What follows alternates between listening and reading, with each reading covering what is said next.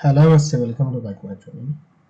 MSc fourth semester में हम spectroscopy की स्टडी कर रहे थे। स्पेक्ट्रोस्कोपी में हम मास स्पेक्ट्रोमेट्रिक यूनिट की स्टडी कर रहे थे। मास स्पेक्ट्रोमेट्री क्या होती है? मास स्पेक्ट्रोमेट्री में जो हमारा जो सेकंड टॉपिक चल रहा था, ये चल रहा था measurement technique of mass analyser या measurement technique of analysation of the sample molecule. Measurement technique में हम EI इलेक्ट्रॉन एनालिसिस टेक्निक को पढ़ रहे थे, केमिकल एनालिसिस की स्टडी कर ली थी हमने, CI केमिकल एनालिसिस टेक्निक। फिर उसके बाद हमने FD field distribution analysis technique को भी पढ़ लिया था। फिर उसके बाद आता है हमारा FAB fast atom bombardment analysis technique, जो हमारे टॉपिक में जो दिए हुए चार टेक्निक दी गई हुई है। EI दी है, CI दी है, FD दी है एंड FAB दी है। FE होती है fast atom bombardment analysis technique. जैसे हमने लास्ट वीडियो में पढ़ा था, मान लीजिए इलेक्ट्रॉन एनालिसिस टेक्निक में जो मैंने पढ़ाया था, उसमें बताया था कि जो सैंपल मॉलिक्यूल मॉलिक्यूलर आयन में जो कन्वर्ट होता है, या आप कह सकते हैं जो मॉलिक्यूल हमारा जो आयनाइज्ड होता था EI में, इलेक्ट्रॉन एनालिसिस टेक्निक में इलेक्ट्रॉन द्वारा आयनाइज्ड होता था। केमिकल आयनाइजेशन टेक्निक की अगर हम बात करें, केमिकल आयनाइजेशन टेक्निक में कैरियर गैस जो होती थी, जो रिएजेंट गैस होती थी, उसके द्वारा आयनाइज्ड होता था। जो कैरियर गैस होती थी वो इलेक्ट्रॉन द्वारा आयनाइज्ड होती थी। फिर उसके बाद हम बात कर रहे थे FD, जहां पे फील्ड डिस्ट्रीब्यूशन आयनाइजेशन टेक्निक आया था। फील्ड डिस्ट्रीब्यूशन आयनाइजेशन टेक्निक में जो होती है, उसको डिस्ट्रीब्यूशन आयनाइजेशन टेक्निक में आती थी वो, उसमें जो हमारा जो सैंपल मॉलिक्यूल होता था वो भी आयनाइज्ड होता था, लेकिन उसमें जो आयनाइज्ड होता था सैंपल मॉलिक्यूल, जो हमारा जो मेटल इमिटर होता था उसके ऊपर जो नीडल, माइक्रो नीडल होती थी, माइक्रो नीडल से इलेक्ट्रिक फील्ड अप्लाई किया जाता था जब वो मॉलिक्यूल से मॉलिक्यूलर आयन में कन्वर्ट हो जाता था।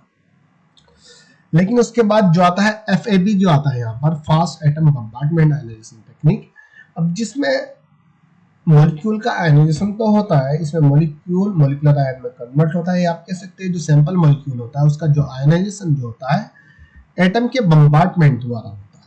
इसमें इलेक्ट्रॉन की बम्बार्डमेंट सैंपल मॉलिक्यूल पर डायरेक्ट नहीं की जाती है। इस पे एटम जो होते हैं, इसमें एटम्स होते हैं, एटम्स में इनर्ट गैस होती है। इनर्ट गैस के द्वारा जो हमारा सैंपल मॉलिक्यूल होता है, जो सैंपल मॉलिक्यूल होता है मॉलिक्यूलर आयन में कन्वर्ट होता है, या आप कह सकते हैं सैंपल मॉलिक्यूल आयनाइज्ड जो होता है, इसमें एटम द्वारा आयनाइज्ड होता है।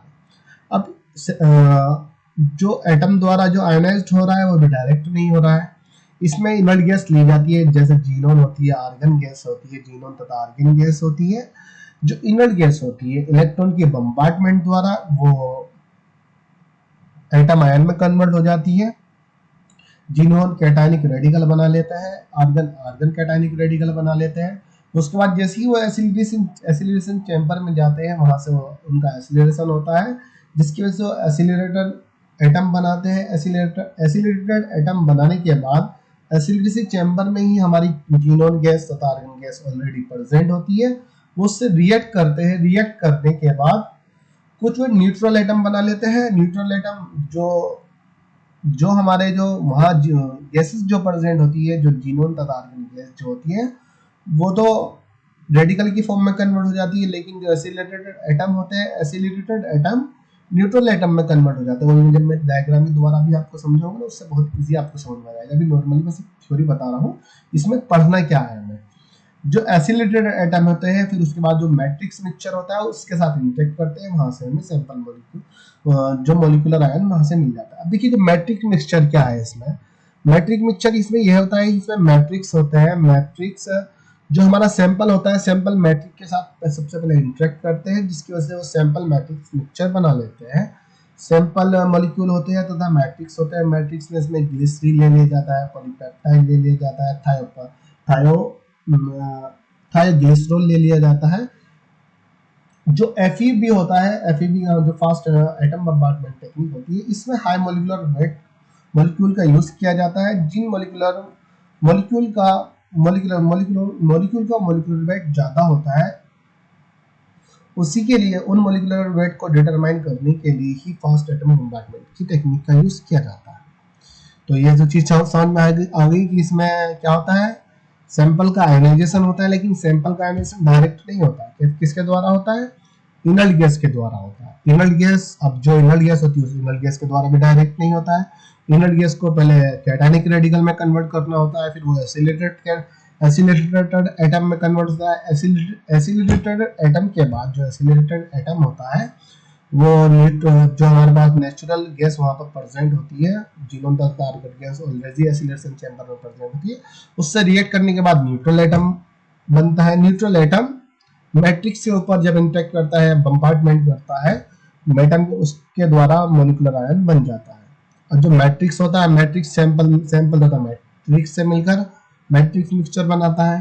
तो इस चीज सब चीज की स्टडी हम इस वीडियो में कर लेंगे। 5 मिनट का लेक्चर हो गया इतना सभी, ठीक है। यहाँ पे इसमें डायग्राम है, यहाँ पे इसकी वर्किंग मैकेनिज्म है। एफईबी में सबसे पहले इसका इंट्रोडक्शन पढ़ेंगे, फिर उसके बाद ये किस किस तरीके से वर्क कर रहा है। ये जो डायग्राम है ना, डायग्राम से आपको पूरी कहानी समझ में आ जाएगी। या सबसे पहले डायग्राम ही बता दो, नहीं डायग्राम में पहले थ्योरी बताते हैं, फिर उसके बाद यहाँ पे इसकी वर्किंग मैकेनिज्म आ जाएगी, जो डायग्राम होता है किस तरीके से वर्क करता है। तो हम बात करते हैं, चलो सबसे पहले इसका इंट्रोडक्शन पा जाते हैं। कहाँ गया भाई, ये FAB fast atom bombardment ionization technique. FAB is a soft ionization technique is classified into resorption ionization method. उसने कहा कि FAB क्या है, FAB एक सॉफ्ट आयोनाइजेशन टेक्निक है, ये डिसॉर्प्शन आयोनाइजेशन मेथड में आती है। जो डिसॉर्प्शन आयोनाइजेशन टेक्निक होता है उसमें तो FD तथा FAB उसी में आती है, जो मैट्रिक्स आयोनाइजेशन टेक्निक है वो भी इसी में आती है। डिसॉर्प्शन आयोनाइजेशन मेथड में कह सकते हैं, डिसॉर्प्शन आयोनाइजेशन टेक्निक में कह सकते हैं। FAB fast atom bombardment ionization technique is used for determining the molecular weight of the component which having the size from 300 to 600 Dalton. उसने कहा कि जो FAB की फास्ट एटम बम्बार्डमेंट टेक्निक होती है, आयोनाइजेशन टेक्निक होती है, इसका यूज उन मोलिकुलर आयन के लिए किया जाता है, मोलिकुलर आयन के मॉलिक्यूल के मोलिकुलर वेट को डिटरमाइन करने के लिए किया जाता है, जिनका साइज अप्रोक्सीमेटली 3000 से 600 डेल्टन होता है। मतलब जिनका साइज बहुत ज्यादा बड़ा होता है, उन सैंपल मॉलिक्यूल के लिए फास्ट एटम बम्बार्डमेंट टेक्निक का यूज किया जाता है। बस ये चीज यहाँ पे लिख दिया, आप लोगों ने लिख दीजिए। Fast atom bombardment technique is used for determine the high molecular weight of the sample molecule. या आप कह सकते हैं fast atom bombardment technique is used for determine the molecule which having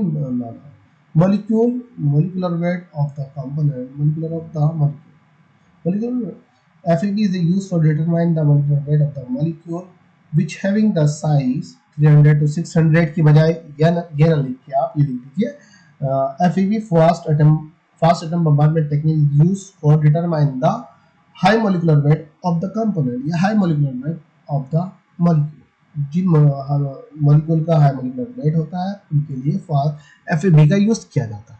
it generally used for determine the molecular weight of polypeptide.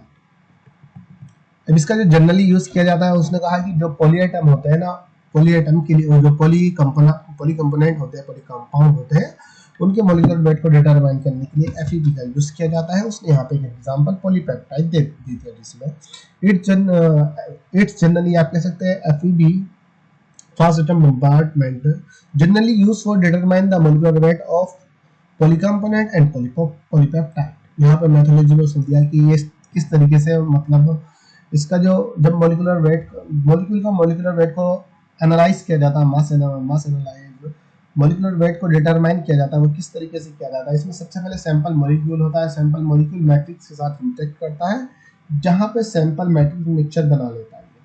यहाँ पे sample होता है blue colour का, ये मैट्रिक्स मान लीजिए ब्लैक कलर का, आप कोई सा भी कलर ले सकते हो। ये दोनों आपस में मिक्स होने के बाद ये कुछ इस तरीके से हो जाते हैं, जिसको हम मैट्रिक्स मिक्सचर कहते हैं। ये मैट्रिक्स मिक्सचर हो गया फर्स्ट स्टेप में।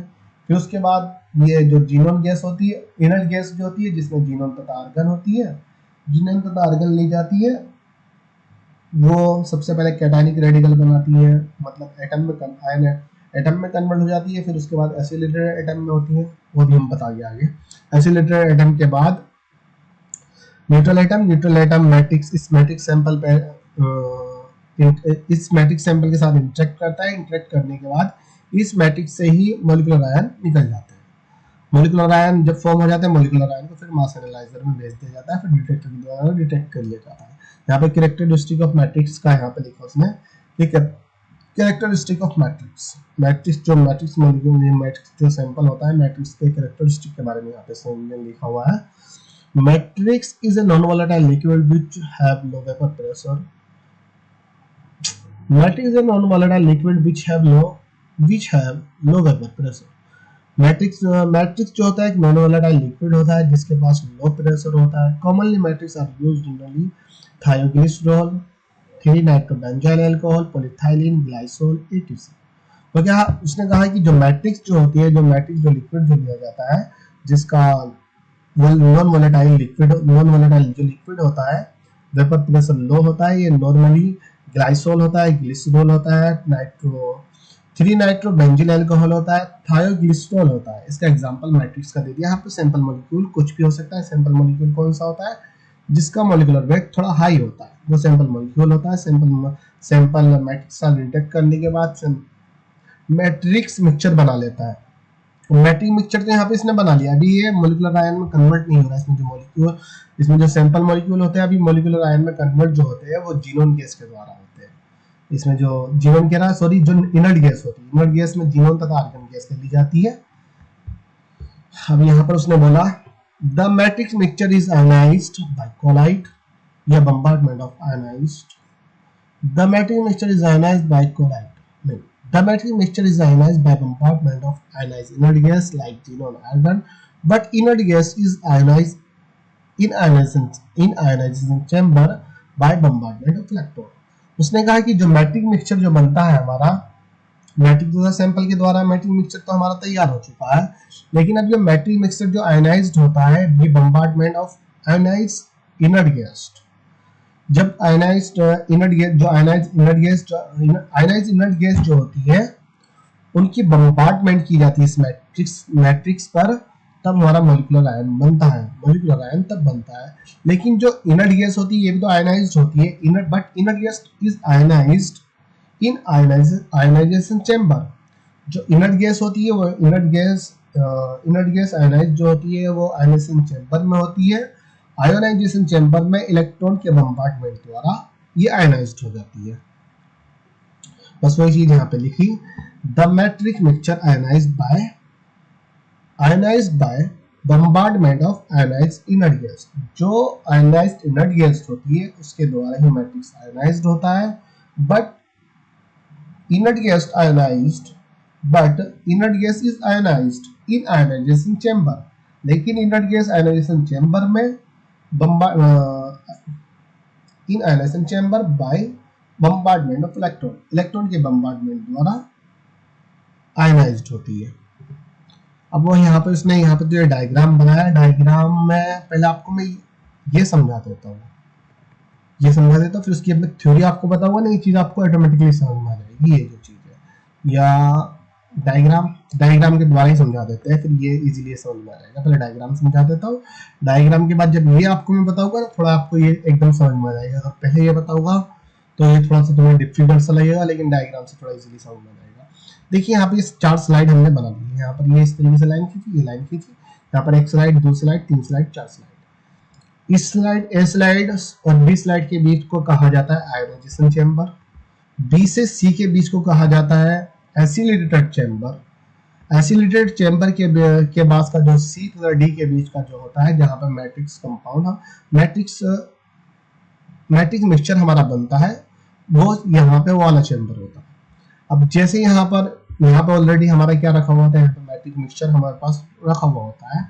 जो हमारे पास मैट्रिक्स मिक्सचर कैसे बनता है, सैंपल मॉलिक्यूल जिसमें सैंपल होता है और हमारा मैट्रिक्स होता है। मैट्रिक्स तथा सैंपल के कॉम्बिनेशन द्वारा ही मैट्रिक्स मिक्सचर बन जाता है। मैट्रिक्स मैंने बताया था ग्लिसरॉल भी हो सकता है, ग्लाइसरॉल भी हो सकता है, 3 नाइट्रोबेंजाइल अल्कोहल भी हो सकता है। यहाँ पे हमारा मैट्रिक्स मिक्सचर लगा हुआ है। यहाँ से जैसे हम इनर्ट गैस को डालते हैं, यहाँ पे टंगस्टन फिलामेंट लगा हुआ था है, इसको हम आयोनाइजेशन चैम्बर कहते हैं। जैसे हमने जीनोन गैस को यहाँ पे डालते हैं, जीनोन आर्गन गैस को, जो इनर्ट गैस होती है, जैसे स्पेंट आयोनाइजेशन चैम्बर में एंटर करती है, यहाँ पे टंगस्टन फिलामेंट के द्वारा इलेक्ट्रॉन प्रोड्यूस होते हैं जो इस जीनोन के जो इनर्ट गैस होती है इस पे बम्बार्डमेंट करते हैं। बम्बार्डमेंट करने की वजह से इस आर्गन गैस तथा जीनोन गैस से एक इलेक्ट्रॉन निकल जाता है, जहाँ पे माइनस में 2 इलेक्ट्रॉन यहाँ पे दिखा दिए गए।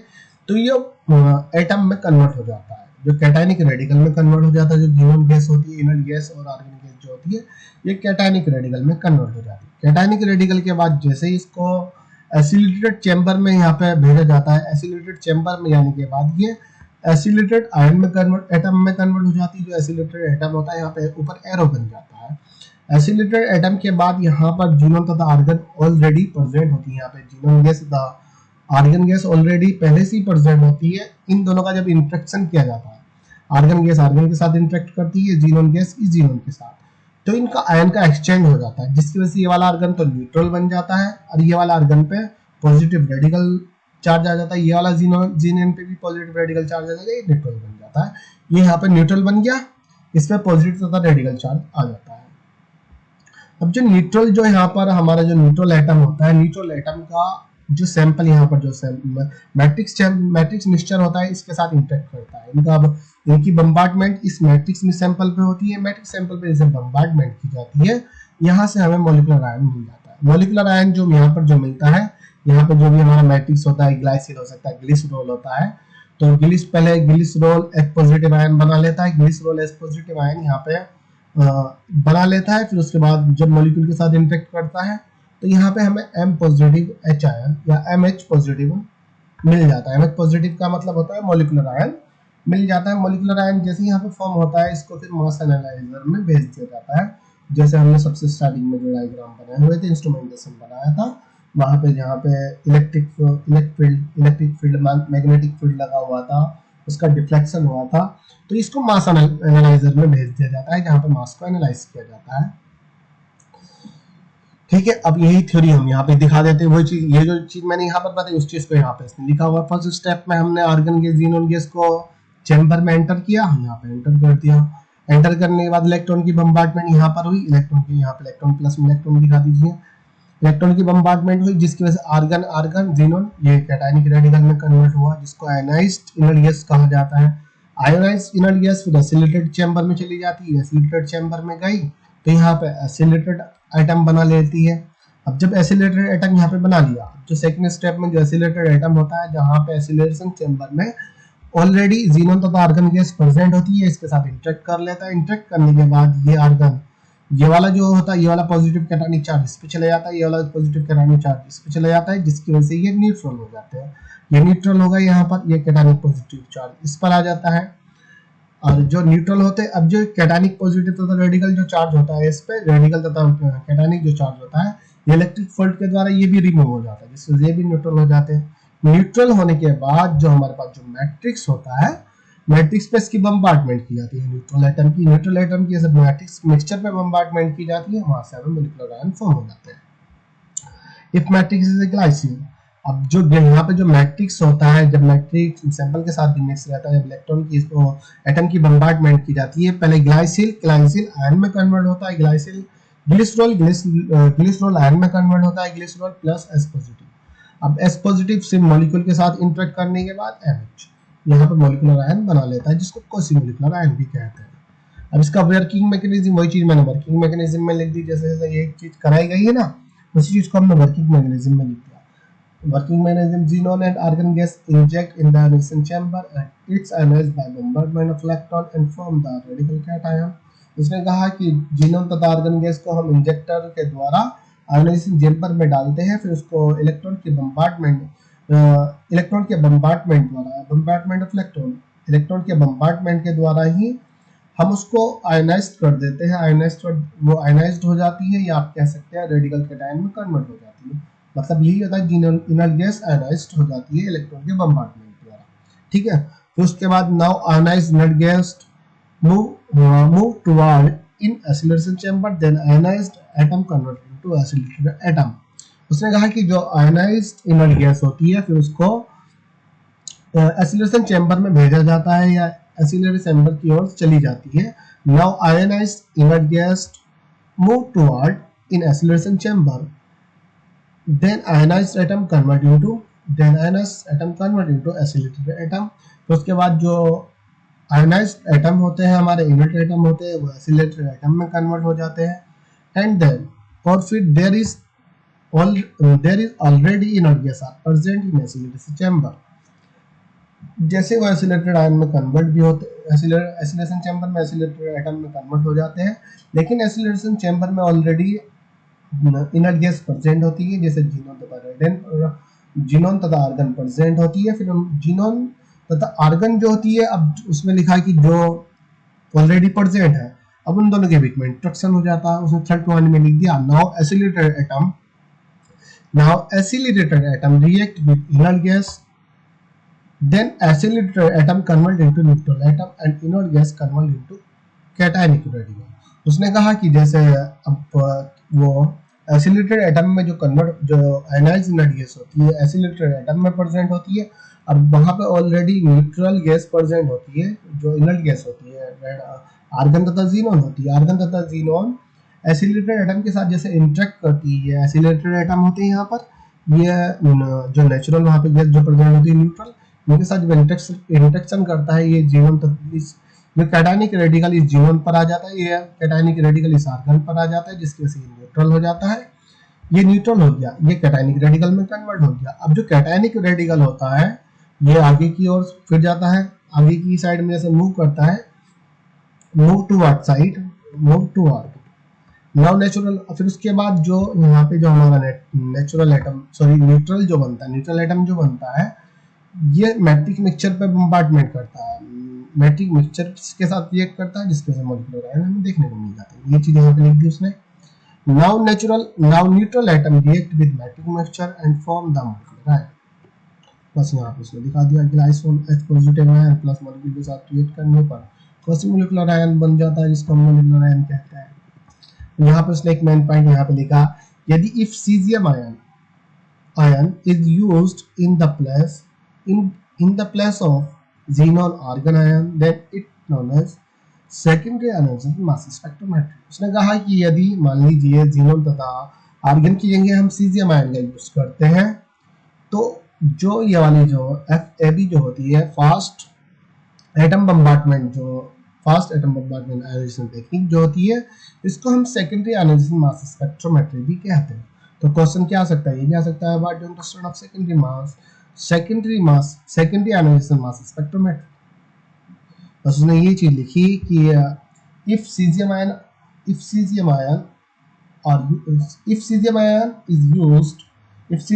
used in the place of xenon and argon, then it known as secondary ionization mass spectrometry।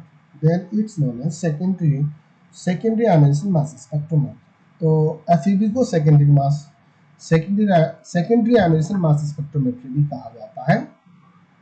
अगर जो इनर्ट गैस होती है जीनोन तथा आर्गन की जगह हम सीजियम का यूज कर लेते हैं। तो ये चीज भी समझ में आ गई। जो FEB होता है, FEB क्या होता है, फास्ट एटम बम्बार्डमेंट, एटम के बम्बार्डमेंट द्वारा सैंपल मॉलिक्यूल मॉलिक्यूलर आयन में कन्वर्ट होता है। लेकिन पहले जो सैंपल मॉलिक्यूल जो सैंपल होता है मैट्रिक्स के साथ मिक्स होता है, मिक्स होने के बाद उसको डिसऑप्शन हो जाता है, वो एक वहां पर जो इलेक्ट्रॉन जो प्रेजेंट होते हैं वहां पर डिसऑप्शन रहता है, उसकी सरफेस पर प्रेजेंट रहता है। फिर जीनोन गैस के द्वारा जीनोन तथा आर्गन गैस होती है, जीनोन गैस ही कह सकते हैं आप, मतलब कह सकते हैं कि इनर्ट गैस का इलेक्ट्रॉन बम्बार्डमेंट के द्वारा आयनाइज्ड होना, आयन में कन्वर्ट होना, फिर उसका एसिलेटेड एटम में कन्वर्ट होना। एसिलेशन चैम्बर में एसिलेटेड एटम तथा न्यूट्रल गैस के साथ इंटरेक्शन करके एसिलेटेड एटम न्यूट्रल एटम में कन्वर्ट हो जाता है, न्यूट्रल एटम कैटायनिक रेडिकल में कन्वर्ट हो जाता है। जो न्यूट्रल एटम जो होता है, जो कन्वर्टेड न्यूट्रल एटम जो होता है, वो मैट्रिक्स के साथ इंटरेक्ट करता है, जिसकी वजह से सैंपल मॉलिक्यूलर आयन हमें मिल जाता है। यही FEB होती है, फास्ट एटम बम्बार्डमेंट टेक्निक। उसके बाद हम नेक्स्ट लेक्चर पढ़ते हैं क्या है हमारा, देखते हैं मॉलिक्यूलर आयन है या क्या है। ओके।